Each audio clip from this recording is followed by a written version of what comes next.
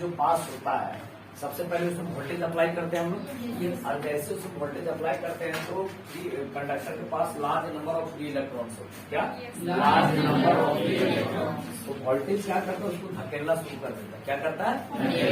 जब वो धकेलना शुरू करता है तो इलेक्ट्रॉन जो है एक दूसरे को ठोकते हुए आगे निकलता है। तो जितना इलेक्ट्रॉन कंडक्टर से आउट होगा उतना ही इलेक्ट्रिक करंट उससे उस कंडक्टर से पास होगा। यानी नेगेटिव इलेक्ट्रॉन बोले तो फ्री इलेक्ट्रॉन के अपोजिट डायरेक्शन में इलेक्ट्रिक फील्ड इलेक्ट्रिक करंट होता है। वो दिक्कत। अब जरा सा देखिएगा, बल्ब जो है या तो कोई तार जो रहता है, ठीक है, अब देखिएगा किसी का रेजिस्टेंस एक वर्ड आता है जिसको एक प्रतिरोध बोला जाता है। ओम ने ही बताया था इस बात को। क्या होता है कि हर अच्छाई की जगह पे एक बुरा आदमी जरूर रहेगा, ठीक है, और जब एक अच्छा आदमी जगह एक बुरा आदमी रहेगा तो बीच में जो रहता है सीधा आदमी पिसा जाता है। जो बीच में रहता है एक बुरा सीधा आदमी जो बीच में तो पिसा जाता है, ठीक है। तो हम लोग का जो बल्ब जो 10 रुपए बल्बा जो हम लोग लेते थे वो जो नहीं स्प्रिंग वाला नहीं रहता है, अभी तो बहुत कम देखने को मिलता है ना। हमको लगता है आने वाला समय में सिर्फ एक नाम बन के रह जाएगा, मिलेगा भी नहीं हमको लग रहा आने वाला टाइम पे, सब चूंकि बंद हो गया। तो जरा देखिएगा, अब होता है क्या है कि जो ये वाला जो फिलामेंट जो रहता है, एक तरफ से इलेक्ट्रॉन आएगा, एक तरफ से इलेक्ट्रिक करंट बहेगा।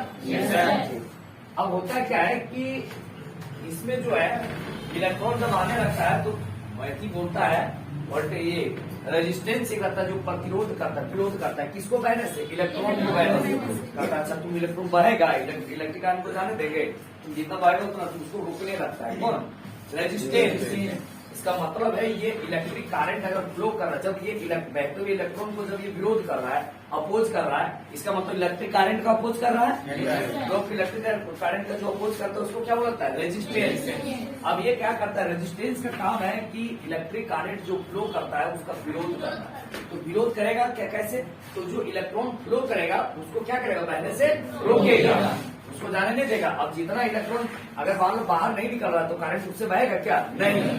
जब करंट जब बाहर नहीं, जब बाहर नहीं करेगा तो इसका मतलब है कि वो रोक रहा है कौन, इसको रेजिस्टेंस। तो रेजिस्टेंस का क्या काम है, रोकना किसको, फ्री इलेक्ट्रॉन। जब फ्री इलेक्ट्रॉन रुक जाएगा तो क्या रुक जाएगा, इलेक्ट्रिक करंट। हम लोग जानते हैं कि जितना number of free electrons out होगा उतना ही इलेक्ट्रिक करंट फील होगा।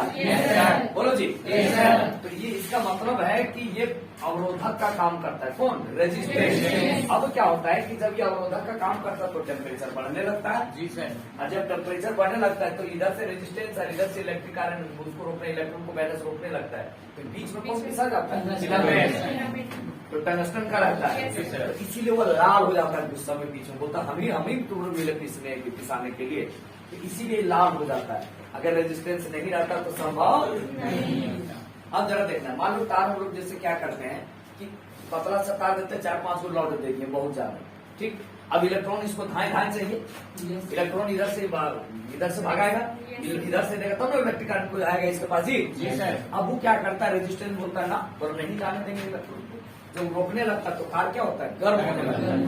क्या होता है, गर्म। और ये जबरदस्ती खींचने का प्रयास करता है कौन, ये पंखा लगा हुआ जो भी इलेक्ट्रिक एप्लायंसेस, तो गर्म होने लगता है। उस समय क्या होता है कि जैसे जब हीट होने लगेगा उस समय जितना हम वोल्टेज अप्लाई करेंगे इसमें उतना इलेक्ट्रिक करंट पास नहीं करेगा, उतना इलेक्ट्रिक करंट पास नहीं करेगा, ठीक है। इसका मतलब है कि रेजिस्टेंस का काम क्या है, electric flow of electric current का क्या करता है, विरोध करता है, अपोज करता है। यानी हम लोग लिखेंगे कि द अपोज ऑफर्ड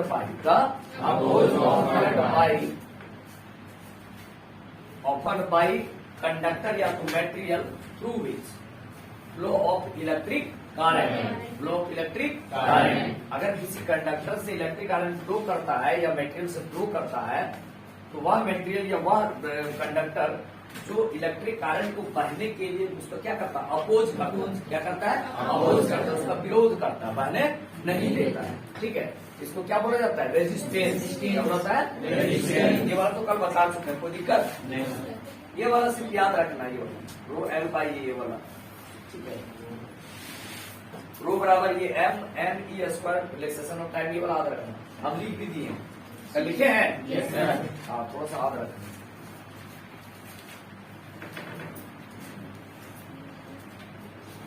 सिलेबस में रजिस्टिविटी हटा दिया, लेकिन थोड़ा बता देना क्या कि आपका कोई अगर एनडीए वगैरह का तैयारी कर रहे होंगे या तो फिर एयरफोर्स वगैरह का, तो उसमें ही क्वेश्चन पूछा जाए, इसीलिए हम बता रहे हैं।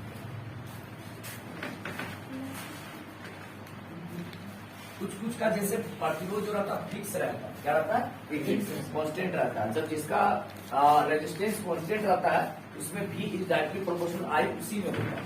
जैसे जितना जैसे रेजिस्टेंस कांस्टेंट रहेगा तो जितना पोटेंशियल मास और पोटेंशियल बढ़ाएंगे तो इलेक्ट्रिक करंट बढ़ेगा, तो रेजिस्टेंस भी थोड़ा बढ़ेगा, उसी के हिसाब से इलेक्ट्रिक करंट भी बढ़ेगा। ठीक है, तो जरा सा गौर कीजिएगा। ठीक है,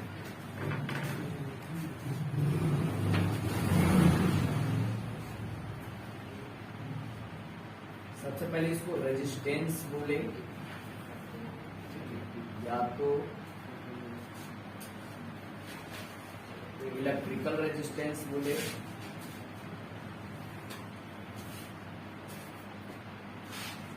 या तो इसको सिंपली इलेक्ट्रिक रेजिस्टेंस भी बोल सकते हैं। तो दिक्कत इसको हिंदी बोला जाता है प्रतिरोध, क्या बोलता है, प्रतिरोध। इलेक्ट्रिक का हिंदी क्या होता है, विद्युत। ये पढ़ाएंगे तुम लोग को इसमें भी, जब ऑफिस पढ़ाएंगे उसमें लाइट का जो विरोध करता है उसको बोला जाता है ये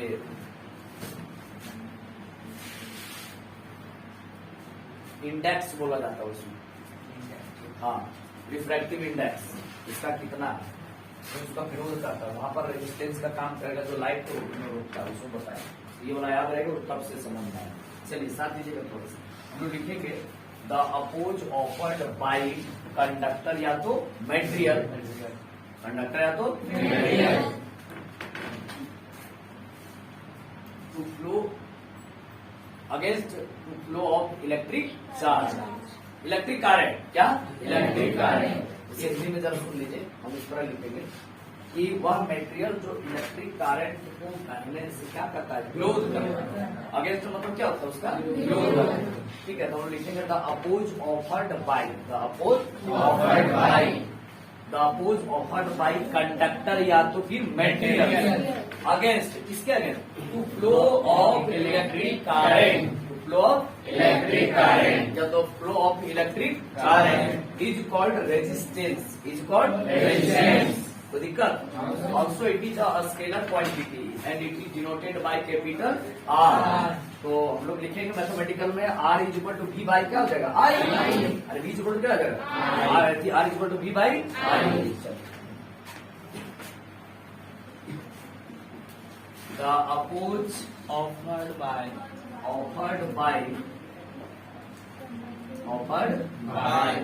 कंडक्टर और मटेरियल, कंडक्टर या तो मटेरियल, या अपोज किसके द्वारा, और मटेरियल के द्वारा किया जाएगा, कंडक्टर या तो material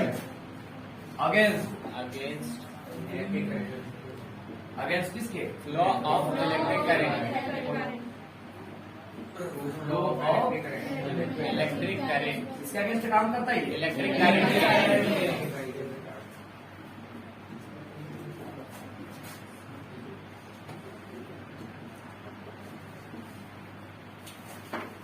Also, it is a Scalar quantity and denoted by capital R. तो दिक्कत, No sir.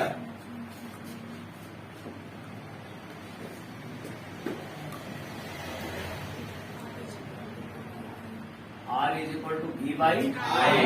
ना V क्या है, इलेक्ट्रिक पोटेंशियल, ये आर आई क्या है, इलेक्ट्रिक करंट। तो दिक्कत, No sir. कॉन्सेप्ट लिख देते हैं इसका।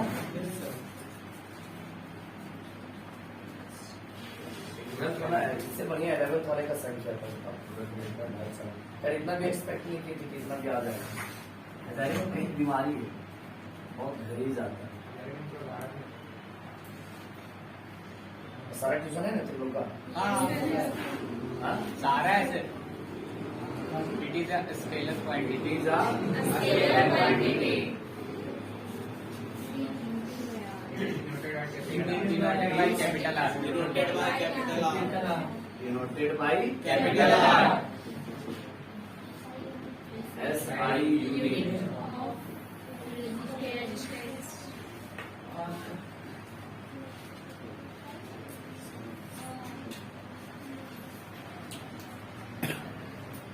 कि R is equal to V by क्या होता है I। तो इसका क्या होता है इलेक्ट्रिक करंट का करंट का होता है एम्पियर। वोल्ट बाई क्या है बोले तो V बाई A माने वोल्ट पर एम्पियर। तो दिक्कत एक्चुअली में इसका खोज किसने किया तो इसको और में लिख सकते हैं इसको डिनोट करते हैं तो दिक्कत इसको पढ़ते हैं ओम। ठीक है ये कैपिटल ओम का सिंबल है इसको ओमेगा भी पढ़ सकते हैं। अब यहाँ पर डायमेंशनल फॉर्मूला क्या बच्चा Dimensional formula. Dimensional formula of Resistance. Resistance R equals जो कि R is equal to V by I। चलिए V का बताइएगा इलेक्ट्रिक पोटेंशियल डिफरेंस का वोल्टेज का बताओ डायमेंशन फॉर्मूला।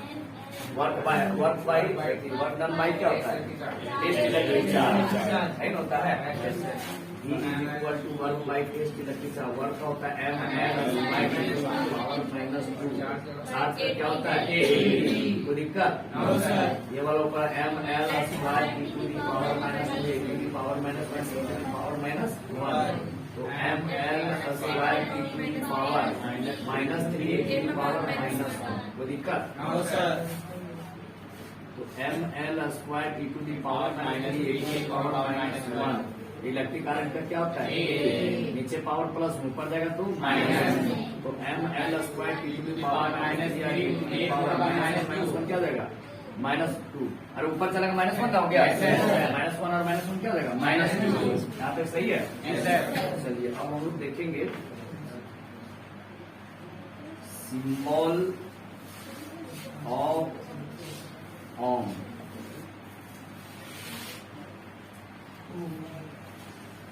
देखो पहला होता है ये इसको बोला जाता है कैपिटल ओमेगा। क्या बोला जाता है capital omega. Oh my God OMG omega OMG. नहीं गलत है और ये वाला जो है इसको बोला जाता है स्मॉल ओमेगा। कोई दिक्कत अब दर्शक देखिएगा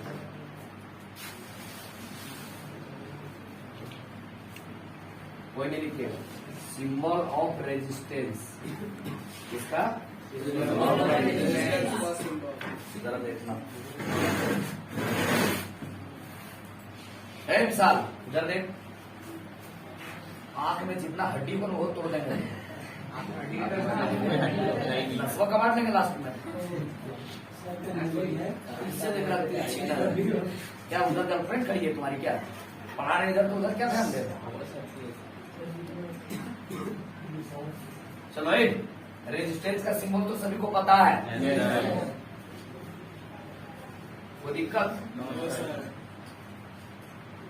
ये जो है इसको बोलाता है कांस्टेंट रेजिस्टेंस। इसको क्या बोलाता है कांस्टेंट रेजिस्टेंस।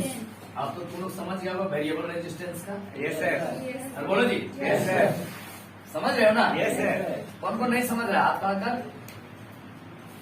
तुम लोग नहीं समझ रही है अरे तुम ही पूछ रहे हैं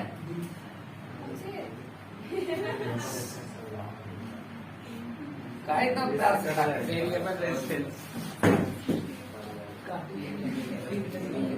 जरा देखिएगा वेरिएबल में देखिए ये तो कांस्टेंट है Yes, sir. ये कौन सा रेजिस्टेंस है Constant। अब जरा कुछ याद आ रहा है Yes, sir। ईवर से पहले हमारा ये वेरिएबल है कि कांस्टेंट वेरिएबल अरे अभी तो कांस्टेंट है तो आप बोले उसमें क्या समझा उसमें वेरिएबल वेरिएबल है ना एरो मार दी अब क्या हो गया ये वेरिएबल रेजिस्टेंस। बिगड़ल खाता नहीं किताब में सब दिया है। पास करा अच्छा लग रहा है बैल का ईंटा। एक होता है रियो स्टेट जॉकी टाइप का होता है और जरा देखिएगा इसमें बताएंगे लास्ट में इसके जरूरत पड़ेगा। इसमें एक जॉकी टाइप का रहता है ठीक है स्लाइड करने वाला इसको बोला जाता है रियो स्टेट। इसको क्या बोला जाता है रियो स्टेट। RHEOSTAT बस ये बताएंगे। अब ये वाला दो तो जान गए ना Yes, sir. ये रियो स्टेट। इसको आगे पीछे करेंगे तो रेजिस्टेंस घटे बढ़ेगा। तो इसको ये सिंबल को बोला जाता है रियो स्टेट। क्या बोला जाता है रियो स्टेट। कोई दिक्कत No, sir. आगे पीछे घटाएगा तो अगर आगे पीछे करा तो इसमें स्लाइड करने वाला रेजिस्टेंस कभी जॉर्डन ज्यादा पड़े कभी कम पड़े तो यहाँ पर वहाँ पर रियो स्टेट लगाया जाता है। क्या लगाया जाता है रियो स्टेट। कोई दिक्कत अब मेरी बहन स्लाइड ऊपर वाला भी करने लगा तो जनरली नीचे से ही रहता है। अब ये तीर इधर से भी मार देगी ऊपर से मारा था बुक में तुमको नीचे से मिलेगा कोई दिक्कत नहीं मार लिया ठीक है। चलिएगा सीखिए साइड वाली बात मन करे लिखो नहीं तो नहीं तुम मेरा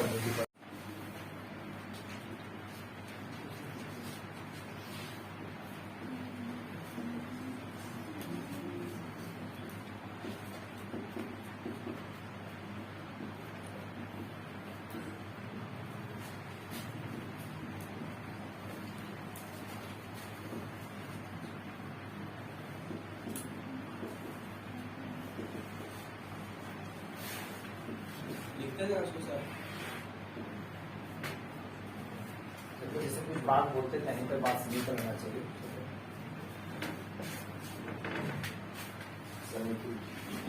माइंड में सब ज्यादा करेगा आपको मैं तो क्लास मेंटेन करने के लिए कुछ बातें बोलता हूँ। 1% भी नोट डाल रहे सही बात बोलता हूँ अभी भी नहीं थोड़ा सा इसको बढ़ा दें। देखिएगा अगर पूछे कि किसी कंडक्टर का जो रेजिस्टेंस रहता है प्रतिरोध जो होता है वह किन किन बातों पर डिपेंड करता है तो सबसे पहली बात है कि कंडक्टर किस मेटेरियल का बना हुआ कंडक्टर किस material का बना हुआ? Nature of the material of the conductor yes sir. Nature of the material होता कंडक्टर। ये कंडक्टर के मटेरियल का नेचर कैसा है इसके बाद डिपेंड करता है। दूसरी बात कभी कभी देखा होगा कि जहाँ ट्रांसफार्मर लगा हुआ है और वहां पर बल्ब जला तो बड़ा झक्कास जलता है कि नहीं और एकदम पूरा नीचे एकदम जहाँ एकदम लास्ट में ये तरफ जहाँ लास्ट पॉल वाला वहां देखने डिब्बा जैसा जलता अरे जी सर। डिब्बा जैसा लालटेन डिब्बा जैसा जलता है। इसका मतलब है कि अगर कंडक्टर का लेंथ बढ़ता है तो रेजिस्टेंस क्या होगा बढ़ेगा। रेजिस्टेंस क्या होगा बढ़ेगा। ठीक तार अगर बहुत पतला है और हम अगर करंट मतलब तार बहुत पतला है मतलब उसका एरिया कम है जी सर। एरिया कम रहे एरिया प्रोसेसर अगर उसका कम रहे तब भी रेजिस्टेंस बढ़ेगा कुछ कैसे इसीलिए पतला तार में नहीं देखता कि जब पतला तार में करंट कम पास होता है क्योंकि इलेक्ट्रॉन कम फ्लो करेगा Yes, sir. क्योंकि एरिया जितना कम रहेगा तो इलेक्ट्रॉन भी तो कम फ्लो करेगा। एरिया बढ़ाएंगे तो नंबर ऑफ इलेक्ट्रॉन्स भी तो ज्यादा होंगे Yes, sir. तो जगह मिलेगा जाने का तो उतना इलेक्ट्रिक करंट भी पास करेगा। इसका मतलब रेजिस्टेंस जो होता है वो एरिया के डायरेक्टली प्रोपोर्शनल होता है। क्या होता है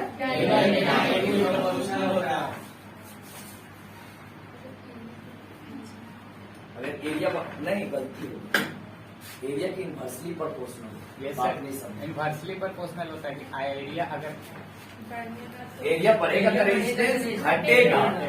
एरिया बढ़ेगा तो रेजिस्टेंस घटेगा। अब तू पतला का तार में तू 4 को जोड़ देगा पंखा उसको ठीक से मिल पाएगा इलेक्ट्रॉन जब इलेक्ट्रॉन बढ़िया से लॉस नहीं कर पाएगा तो इलेक्ट्रिक करंट फ्लो करेगा उसमें नहीं उसको एरिया बढ़ा देंगे तो रेजिस्टेंस क्या होगा घट जाएगा। इनवर्सली प्रोपोर्शनल होगा। Yes sir. Yes sir.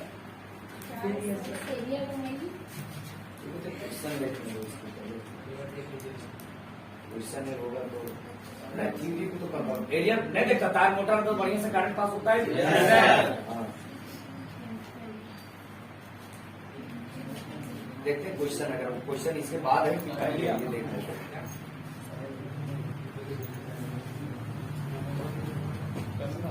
ना इसके बाद है बच्चा है ना, रेस्टिविटी पढ़ाने के बाद क्वेश्चन बढ़िया बढ़िया।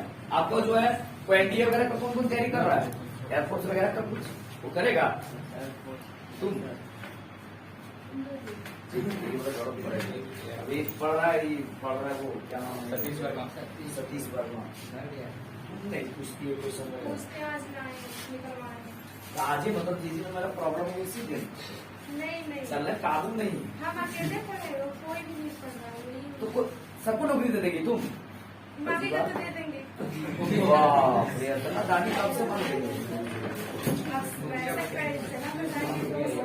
फॉलो मी, अरे दे दो इधर दे। सबसे पहले बात nature of the materials of the conductor. Material of the conductor. देखो मटेरियल्स कभी नहीं दिया जाता है क्योंकि ये ऑलरेडी सिंगल पोर्टल है इसका मटेरियल, तो मटेरियल को गिन थोड़ी सकते हैं। No sir. मटेरियल ही रहता है, मटेरियल ऑफ द कंडक्टर। दूसरी बात क्या, एरिया एरिया जब पढ़े length of the conductor, length of the conductor. तो इसका मतलब कि एरिया लेंथ बढ़ेगा तो रेजिस्टेंस बढ़ेगा, बढ़ेगा ना? एरिया अरे रेजिस्टेंस का मतलब समझ रहे हो? सर लेंथ और एरिया। लेंथ हम लेंथ की बात कर रहे हैं। Yes sir. Length of the conductor.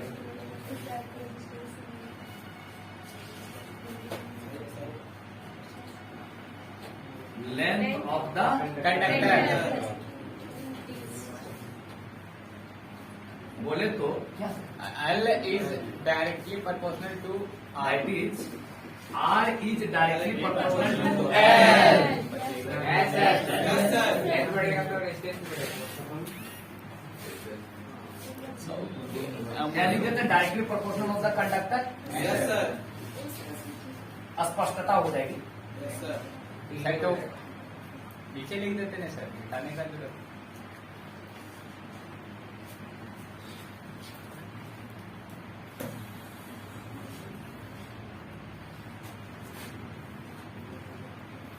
कोई दिक्कत? डायरेक्टली थोड़ा ऑफ द हम सब अतरिया खींच लेंगे। R is directly proportional to L। इसको इक्वेशन मान लेते हैं। 1। तीसरा इनवर्सली प्रोपोर्शनल, क्या बच्चा? Inversely inversely proportional of the conductor.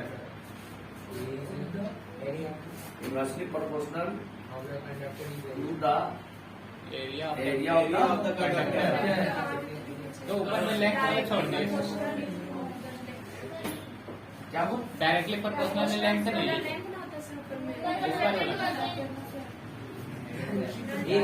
Directly proportional to the length of the conductor. To the length of the conductor. ये सब तुम लोग का ना काम है रे। Yes sir. हम लोग लिखने पर रे। हम लोग लिख रहे हैं सर, अरे भाई क्या देख पड़ रहा तो बोल ले रहे हैं सर। कारा कुछ उतार दीजिए ना, कुछ भी बस के लिए 1/8। कोई दिक्कत? No, sir. Complication 1 and 2। Yes sir. मेरा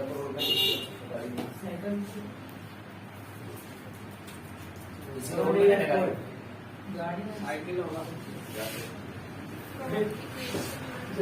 Equation 1 and 2 deal with R is directly proportional. R is directly proportional directly proportional के लिए ले लेंगे is equal to rho. Yes, sir. ले लेंगे रो। जरा आर देखा आर तो रेडी है। R is equal to rho L by कोई प्रॉब्लम? क्या लिखेंगे? where rho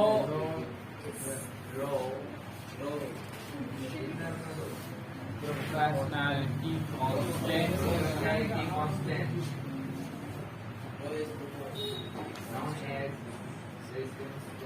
Not Electrical resistance का resistivity. और रेजिस्टिविटी। Yes sir. कोई दिक्कत? No, sir. तो यहाँ से हम लोग और में करके रो बराबर लिख सकते हैं ना? यस सर रो बराबर आर ए by L.